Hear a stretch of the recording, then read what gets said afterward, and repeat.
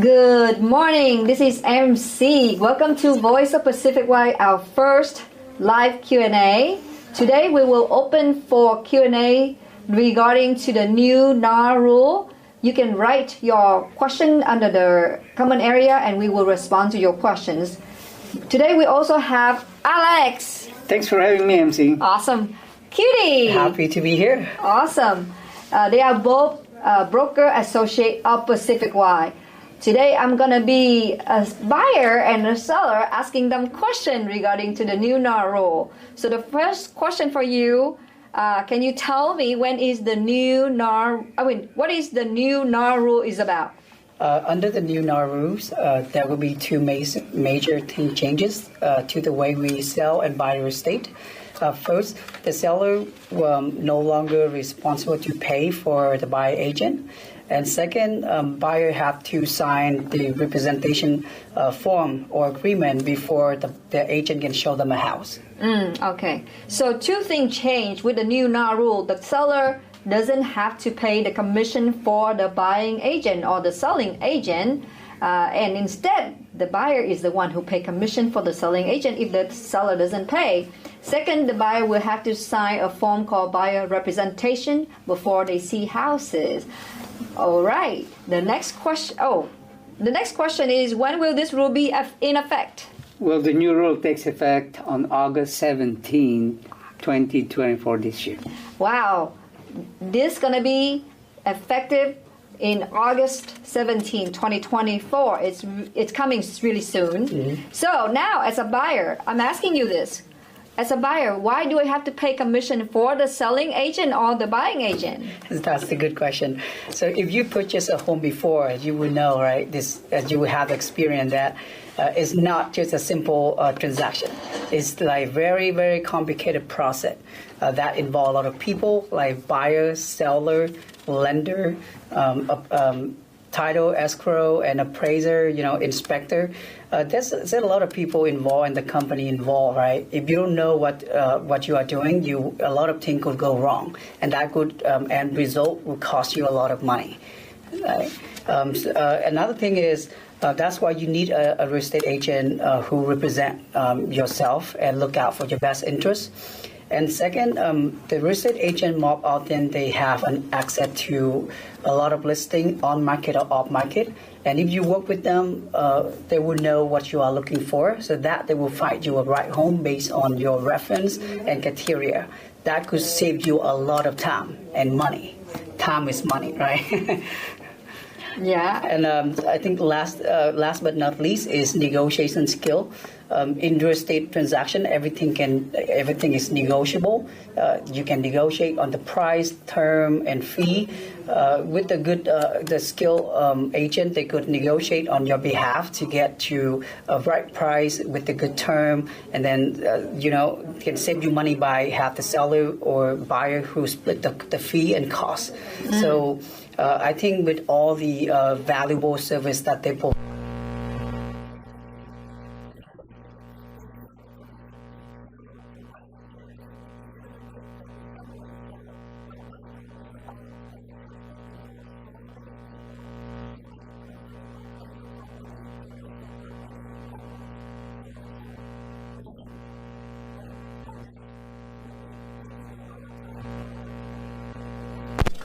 To work on the issue or whatever it is in the process at times there that they have to spend.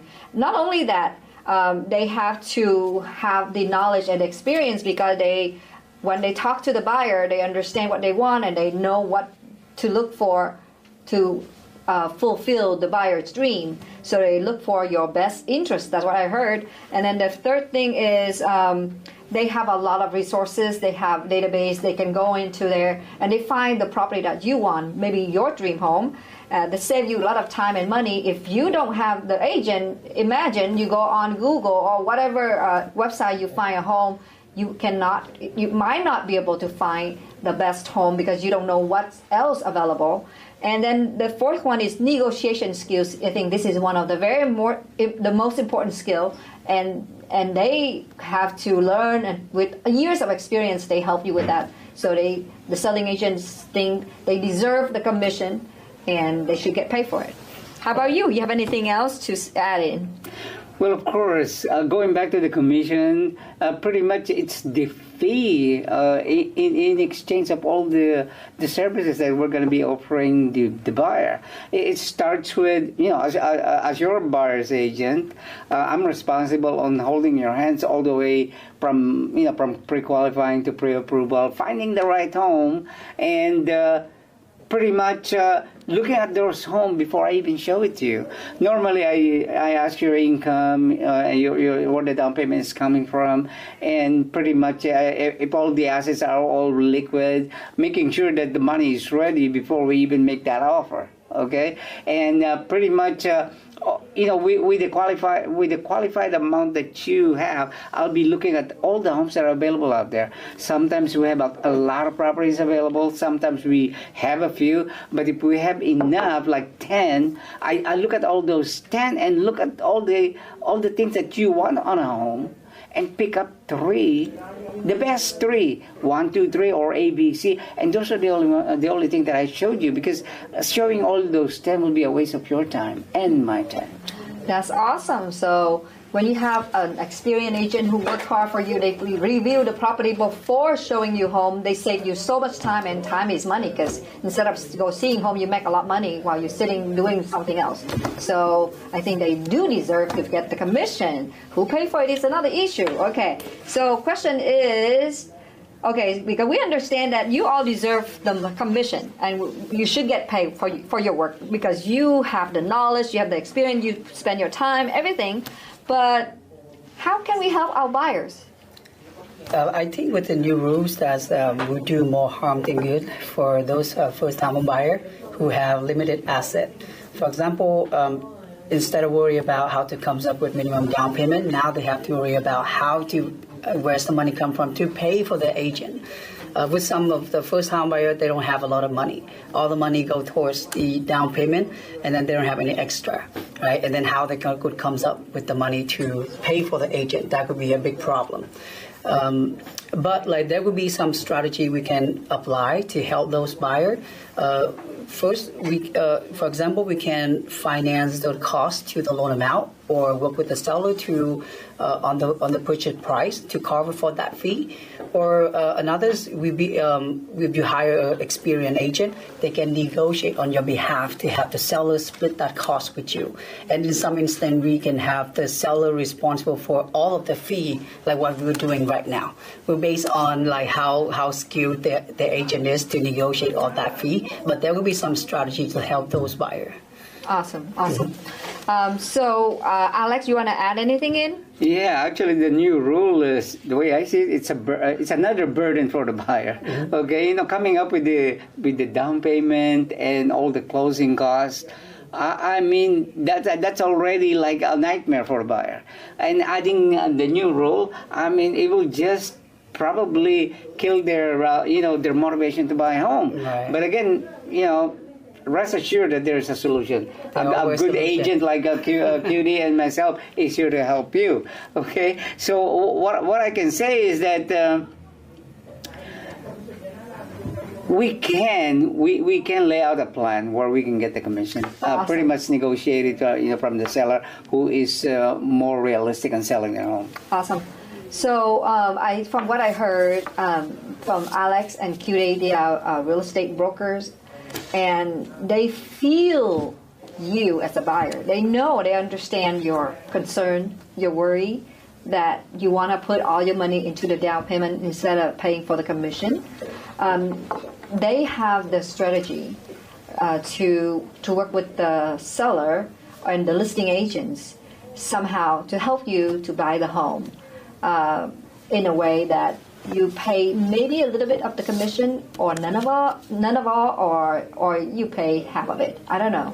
It depends on situation, depend on the property, depend on the seller.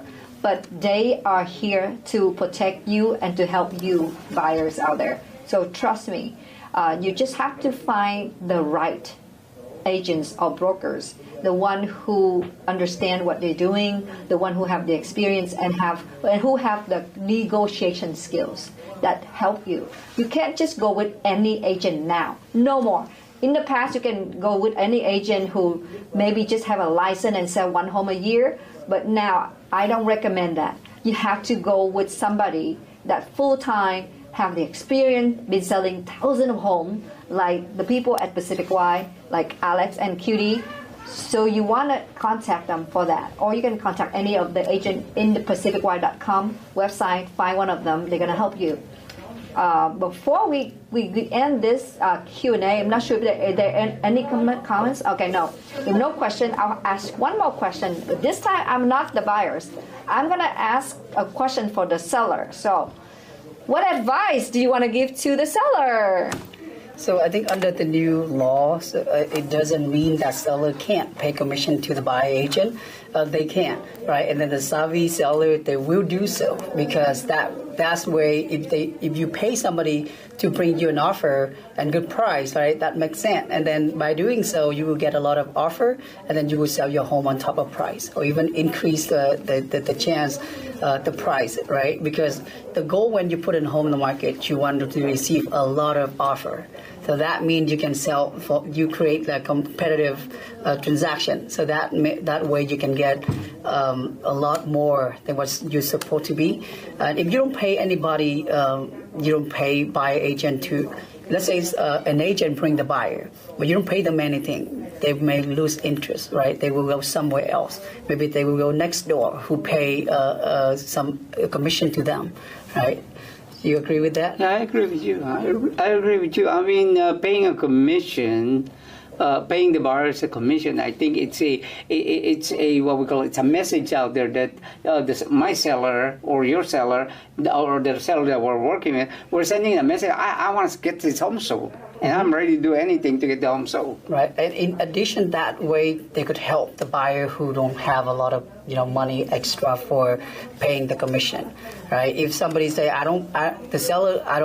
seller say, I don't want to pay commission for your buyer agent, and then the buyer agent don't have any extra money to do so, and then they get stuck, right? And then they can't offer that house. They want that house, but they can't offer, so they have to go to another house, right? Now, the seller is going to miss out if they are not willing to open and pay a commission. Their property will sit there, longer. and nobody will show it.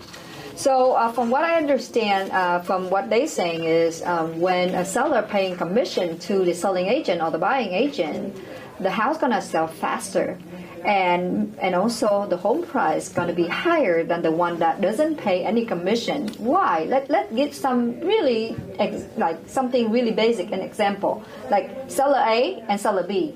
They are both selling home in the same neighborhood, right? And seller A lists the home for $1.2 million. And seller B also lists the home for $1.2 million. But seller A paid no commission to selling agent or buying agent. And seller B is paying 2.5% or 3% commission to the selling agent. And guess what? All the buyer agent and selling agent will show home to which one? The home of seller A or the home of seller B?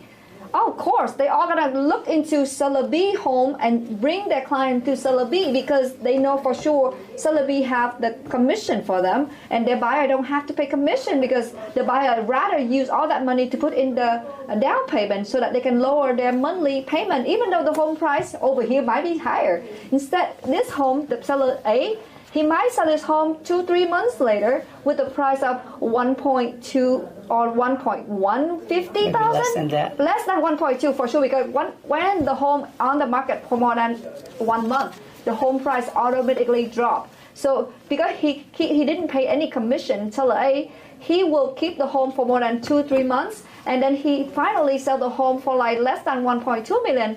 But look, seller A, he listed for 1.2. He sell it within 30 days because he has all the buyers coming to his house, and because they want that house so much, they kind of try to pay more, and everybody try to offer more. At the end, seller B sell the home for 1.3 or 1.4 million in 30 days.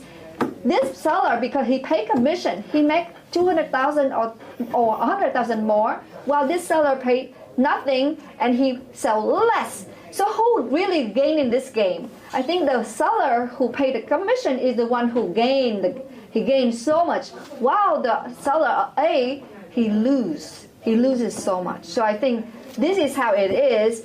even the NAR rules coming out, they changed some things, but we're still doing the same business, everyone.